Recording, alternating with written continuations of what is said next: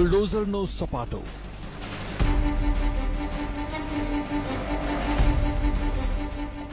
उत्तर प्रदेश में बाबानु बुलडोजर, मध्य प्रदेश में मामा बुलडोजर અને હવે ગુજરાતમાં બુલડોઝર દાદા। રામનવમી નિમિત્તે આયોજિત શોભાયાત્રામાં ગુજરાતના ખંભાત અને હિંમતનગર સહિત મધ્યપ્રદેશથી લઈ પશ્ચિમ બંગાળ સુધી હિંસા ફાટી નીકળી હતી। મધ્યપ્રદેશમાં તો હિંસા ફેલાવનારા અસામાજિક તત્વોના ગેરકાયદેસર બાંધકામ પર રાજ્ય સરકારે બુલડોઝર ફેરવ્યું હતું। મધ્યપ્રદેશમાં મામા બુલડોઝર બાદ હવે ગુજરાતમાં ચર્ચામાં આવ્યા છે બુલડોઝર દાદા।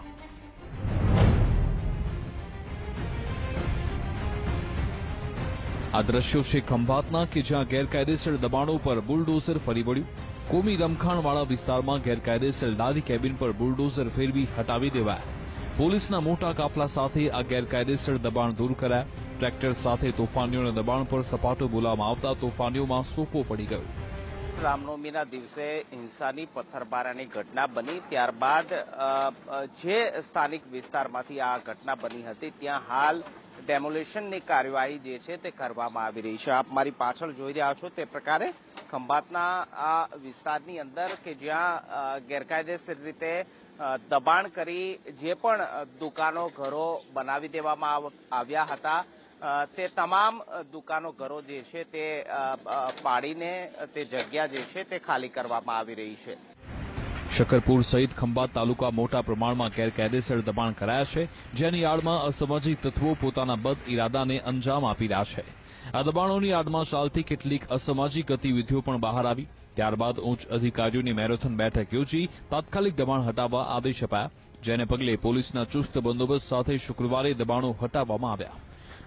તે વિસ્તારમાં કબ્રસ્તાનની બાજુમાં જ 4 થી 5 જેટલી દુકાનો દબાણ કરીને રોડ ઉપર બનાવવામાં આવેલ હતી, જેની વારંવાર ફરિયાદ એસડીએમને અને એસડીપીઓને કરવામાં આવતી હતી। તો ત્યાં અસામાજિક તત્વો બેસીને ઘણા બધાને હેરાન કરતા હોય તેવી ફરિયાદો આવતી હતી, એટલે એસડીએમની અધ્યક્ષતામાં તેને ડિમોલિશ કરવામાં આવેલ છે અને પોલીસે પૂરતો બંદોબસ્ત પ્રોવાઈડ કરેલ હતો। જો કે હવે આ પ્રકારની કાર્યવાહી હિંમતનગરમાં પણ થશે। હિંમતનગરમાં અસામાજિક શખ્સોએ કરેલા દબાણનો સર્વે કરાયો છે। સ્થાનિક પ્રશાસન અને પોલીસે મળી એક્શન પ્લાન તૈયાર કર્યો છે। હવે અહીંયા આગામી દિવસોમાં દબાણો જમીનદોસ્ત કરાશે।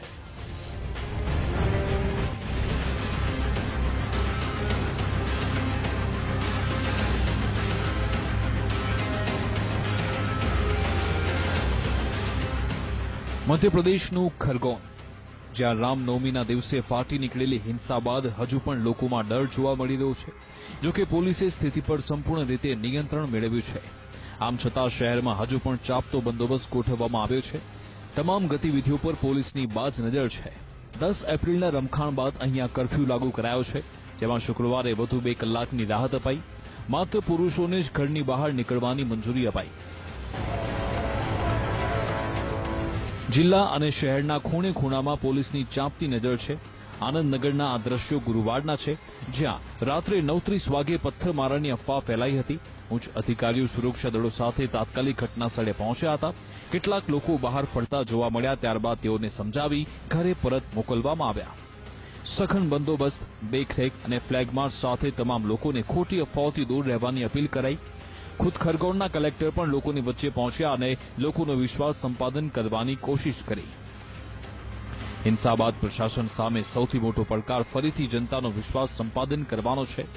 ખરગોન રમખાણોની આગની ઝપેટમાં આવ્યા દરેક ધર્મના લોકો, દરેક જાતિના લોકો। આ છે મહેરૂબી અને સુરેન્દ્ર ઠાકુર। તોફાનીઓએ મહેરુ પર તલવાર ચલાવી હતી, જેથી સુરેન્દ્ર પથ્થરબાજીનો શિકાર બન્યો હતો। મહેરુ અને સુરેન્દ્ર જેવા ઘણા લોકો છે જેમના જીવનમાં 10 એપ્રિલના રોજ રામનવમીના રોજ થયેલા રમખાણોએ ઊંડા ઘા આપ્યા છે, જે રોજાતા લાંબો સમય લાગશે। ते 3 मे महाराष्ट्रातल्या सगळ्या मशिदींवरच्या मौलवींची तुम्ही त्यांना बोलवून घ्या, त्यांना सांगा सर्व मशिदींवरचे लाऊडस्पीकर हे उतरले गेले पाहिजेत, खाली आले पाहिजेत।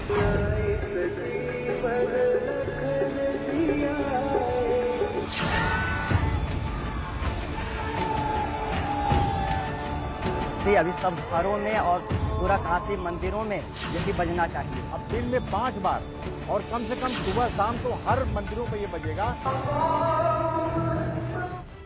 આવતીકાલે છે હનુમાન જયંતિ। દેશભરના મંદિરમાં કરાયા છે મોટા આયોજન। એટલે જ રાજ ઠાકરે જે નિવેદન આપ્યું અને જે વિવાદ થયો છે તેને મોટું સ્વરૂપ લેતા વાર નહીં લાગે. આ વિવાદની હવે પુણેથી સામે આવેલા પોસ્ટરે હવા આપી છે.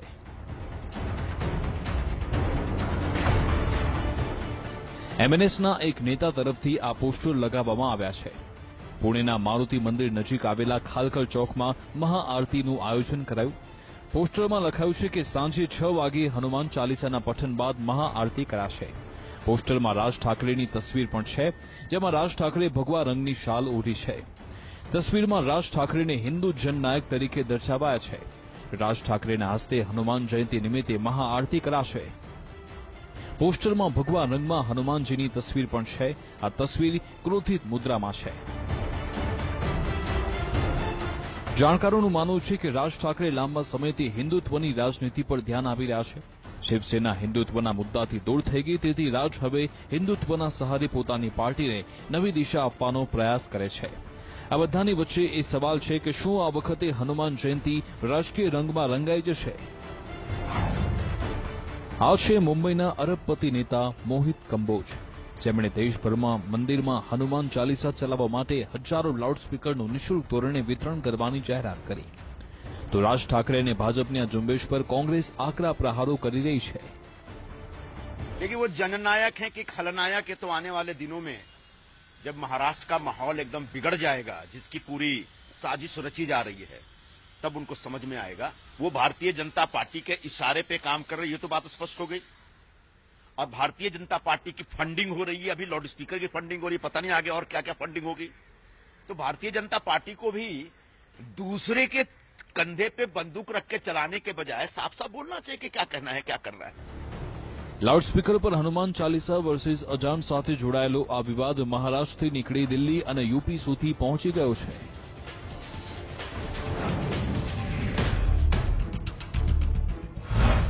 શું દુનિયાને ફરી ડરાવી રહ્યો છે કોરોના?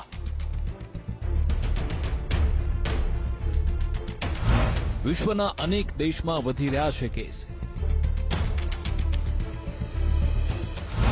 ભારતના 7 રાજ્યોમાં કોરોના બન્યો બેકાબુ. શું ભારતમાં આવશે કોરોનાની ચોથી લહેર? ફરી એકવાર ભારત સહિત દુનિયાના અનેક દેશમાં કોરોના સંક્રમણના કેસમાં વધારો થઈ રહ્યો છે. ભારતની રાજધાની દિલ્હી સહિત ગુરુગ્રામ અને મુંબઈમાં કોરોના સંક્રમિત દર્દીઓની સંખ્યામાં વધારો થઈ રહ્યો છે. આ સ્થિતિમાં દેશમાં ચોથી લહેરનું જોખમ તોળાઈ રહ્યું છે. દિલ્હી સહિત ગૌતમ બુદ્ધનગર, ગાઝિયાબાદ, ગુરુગ્રામ જેવા શહેરોમાં નવા કેસ ઝડપથી વધી રહ્યા છે. આ વખતે બાળકો ઝડપભેર કોરોના સંક્રમિત થઈ રહ્યા છે. દેશમાં કુલ 743 જિલ્લામાંથી 29 એવા જિલ્લા છે કે જ્યાં વીકલી પોઝિટિવ રેટ 5% કરતા વધારે છે. એટલે WHOના મત પ્રમાણે આ જિલ્લામાં સંક્રમણ બેકાબુ થઈ રહ્યું છે. એમાં 23 જિલ્લામાં સ્થિતિ વધારે ખરાબ છે. આ 23 જિલ્લામાં પોઝિટિવ રેટ 10% કરતા વધારે છે, જ્યારે 8 જિલ્લા એવા છે કે જ્યાં પોઝિટિવ રેટ 20% છે.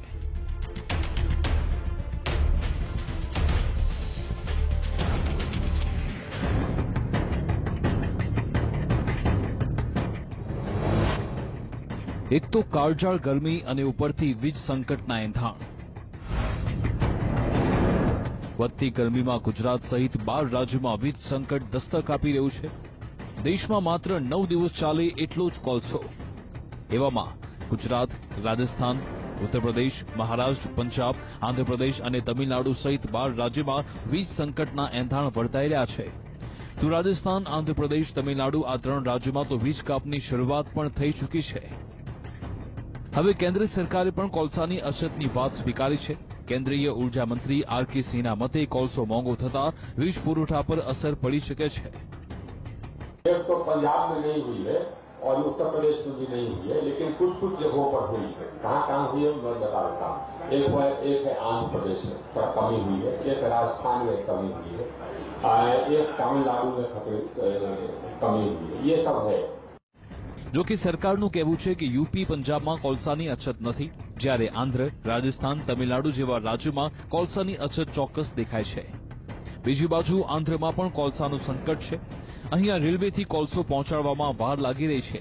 તે સિવાય આંધ્રપ્રદેશના કોલ પ્લાન્ટમાં કોલસાની અછત છે. દેશમાં કોલસાની માંગ ઝડપથી વધી રહી છે. માંગ કુલ ડિમાન્ડના 9% વધી છે. માંગ વધતા દેશમાં કોલસાના સ્ટોકમાં ઘટાડો થયો છે, જેના કારણે દેશમાં કોલસાનો સ્ટોક 9 દિવસનો જ વધ્યો છે। इस बार जितना तेजी से डिमांड बढ़ा है उतना तेजी से डिमांड और पहले कभी नहीं हुआ। तो जो हमारा कोयले का रिजर्व है वो कम आज के दिन में 9 दिन का, जबकि रहता था हमारा 14-15 दिन का। तो ये बात सच है कि डिमांड बढ़ा है। કોલસાની અછતને ધ્યાનમાં રાખી ઉર્જા મંત્રાલયે કોલસાની આયાત માટે પણ ભલામણ કરી છે। દેશમાં કુલ વીજ ઉત્પાદનના 70 થી 75% ઉત્પાદન કોલસામાંથી થાય છે। વીજ ઉત્પાદન પ્લાન્ટ સુધી રેલવેના માધ્યમથી સમયસર કોલસો ન પહોંચતો હોવાને કારણે વીજ સંકટ ઊભું થઈ રહ્યું છે। हिमाचल प्रदेश में 0 से 125 यूनिट तक जीरो बिल दिया जाएगा, कोई भी किराया नहीं लिया जाएगा। આમ આદમી પાર્ટીની રાહ પર ભાજપ। 125 યુનિટ વીજળી નિઃશુલ્ક અપાશે। હિમાચલ વાસીઓને આપી મોટી ભેટ। હિમાચલ પ્રદેશમાં યોજાનારી વિધાનસભા ચૂંટણી પહેલા ભાજપે જનતાને આકર્ષિત કરવા ફ્રીવાળું કાર્ડ અપનાવ્યું। હિમાચલ પ્રદેશ દિવસ નિમિત્તે મુખ્યમંત્રી જયરામ ઠાકુરે ચંબામાં આયોજિત કાર્યક્રમમાં મોટી જાહેરાત કરી। હિમાચલ વાસીઓને ભેટ આપતા મુખ્યમંત્રી જયરામ ઠાકુરે પ્રદેશમાં 125 યુનિટ વીજળી વિનામૂલ્યે આપવાની જાહેરાત કરી। આ સાથે હિમાચલમાં મહિલાઓને HRTCના બસ ભાડામાં પણ 50% રાહત આપવાની વાત કરી। એટલું જ નહીં, ગ્રામીણ વિસ્તારમાં પીવાના પાણીનું બિલ માફ કરવાની જાહેરાત કરાઈ।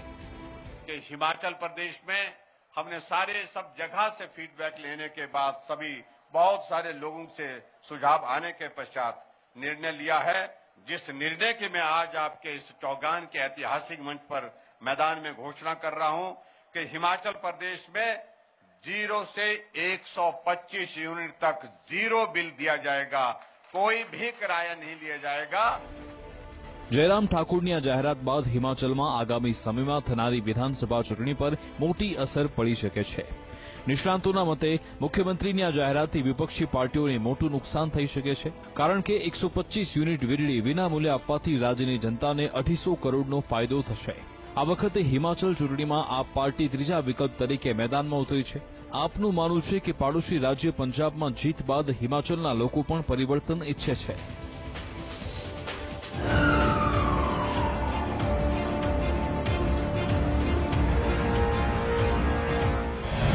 આતંકીઓના નાપાક મનસૂબા, સરપંચ પર વરસાવી ગોળીઓ, ફાયરિંગમાં સરપંચનું મૃત્યુ।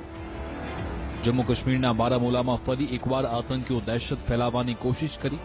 ભાજપ સમર્થક એક સરપંચ પર અંધાધૂંધ ફાયરિંગ કર્યું। ગંભીર રીતે ઘાયલ સરપંચને તાત્કાલિક ધોરણે હોસ્પિટલ ખસેડાયા, જ્યાં ફરજ પર હાજર ડોક્ટરે તેઓને મૃત જાહેર કર્યા। આ પહેલા પણ જમ્મુ કાશ્મીરના શોપિયા જિલ્લામાં સુરક્ષા દળ અને આતંકી વચ્ચેની અથડામણમાં લશ્કરે તૈયબાના 4 આતંકી ઠાર મરાયા હતા। આ તમામ આતંકીઓ શોપિયા અને પુલવામા વિસ્તારમાં સક્રિય હતા। તેઓ રાજ્ય બહારથી આવેલા શ્રમિકો પર કરાયેલા હુમલામાં પણ સંડોવાયેલા હતા।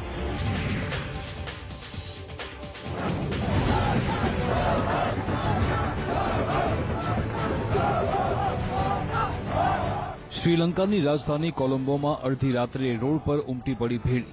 હાથમાં ઝંડા, બેનર અને પોસ્ટર લઈને આક્રોશ વ્યક્ત કરતા લોકોની એક જ માંગણી છે। દર વર્ષે જશ્નની સાથે હર્ષોલ્લાસ સાથે પસાર થતી નવા વર્ષની રાત વિરોધ પ્રદર્શનમાં વીતી।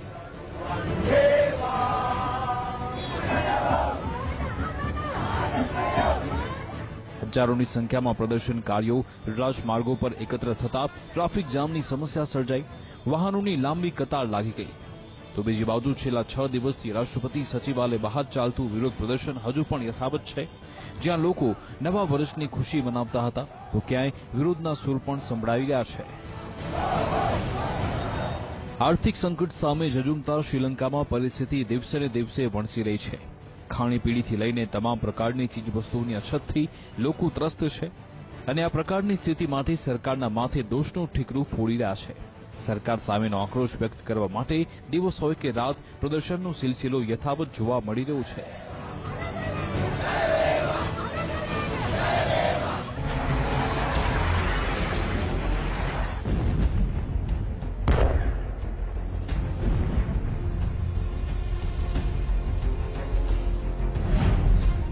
तबाही, बर्बादी, અને મોત. બસ આવો જ નજારો છે યુક્રેનના અનેક શહેરનો, જે હાલ ખંડેરમાં ફેરવાઈ ગયા છે અને ઠેર ઠેર માત્ર કાટમાળ અને હવાઈ હુમલાના નિશાન જોવા મળી રહ્યા છે. યુક્રેનના અનેક શહેર અને ઇમારતો પર ગમે ત્યારે ગમે તે સમયે મિસાઇલ હુમલા અને બોમ્બ મારો થઈ રહ્યો છે. હવાઈ હુમલા બાદ કેટલાય લોકોના માથેથી છત છીનવાઈ ગઈ. આમ છતાં રશિયા હજુ પણ આકાશમાંથી બોમ્બ અને મિસાઇલ વરસાવી રહ્યું છે. આ ખોફનાક તસવીર યુક્રેનના શહેર ખાર્કિવની છે કે જ્યાં મિસાઇલ હુમલા બાદ એક આખો વિસ્તાર સંપૂર્ણ રીતે નેસ્ત નાબૂદ થઈ ગયો છે. ચારે બાજુ માત્ર ધ્વસ્ત થયેલી ઇમારત અને કાટમાળ નજરે પડી રહ્યું છે.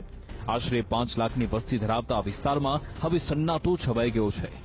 આ ભયાનક તસવીરો ક્રામોતોર્સ્ક શહેરની છે કે જ્યાં રશિયન સેનાએ કરેલા હુમલામાં એક ફેક્ટરી તબાહ થઈ ગઈ અને માત્ર કાટમાળ બચ્યો. યુક્રેનના અલગ અલગ શહેરમાં હવાઈ હુમલાની વચ્ચે રશિયાના બ્રાન્ડ શહેર પર પણ હુમલો થયો. રશિયાએ દાવો કર્યો છે કે આ હુમલો યુક્રેને કર્યો છે. રશિયાના મતે 2 યુક્રેની હેલિકોપ્ટર રશિયાની સરહદમાં પ્રવેશ કરી 6 વાર હવાઈ હુમલા કર્યા. આ દ્રશ્યો છે યુક્રેનના બોરોદિયન્કા શહેરના, જે રશિયન હુમલામાં સંપૂર્ણ રીતે તબાહ થયું છે.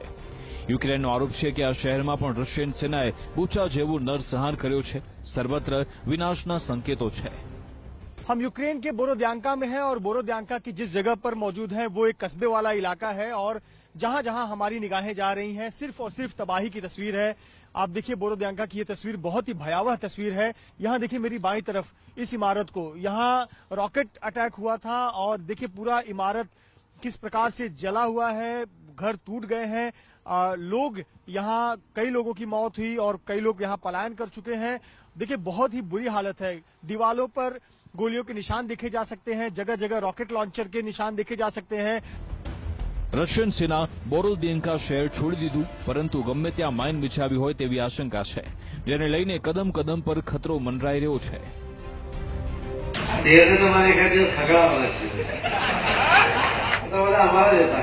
આપણે કેમ પેલા બસમાં બેસતા તો રૂમાલ મૂકીને જગ્યા કરી દેતા હતા, મમ્મી એમાં જગ્યા રાખી બધા જ લોકો ઈચ્છતા હોય છે કે કોઈ ચૂંટાયેલી વ્યક્તિ અથવા તો ભવિષ્યમાં ચૂંટાઈ શકે એવી વ્યક્તિ કોઈ હોય તો એ ચોક્કસપણે પાર્ટીમાં આવે, એટલા માટે એમણે આવું નિવેદન કર્યું છે. કોંગ્રેસ માટે મારા જે વસમાં છે ત્યાં સુધી અમે કોઈ કોંગ્રેસીઓને લેવા માટે તૈયાર નથી. હું તો બોલીશ રાત્રે 8 વાગે ભાજપમાં કોણ થશે ઇન, કોણ થશે આઉટ.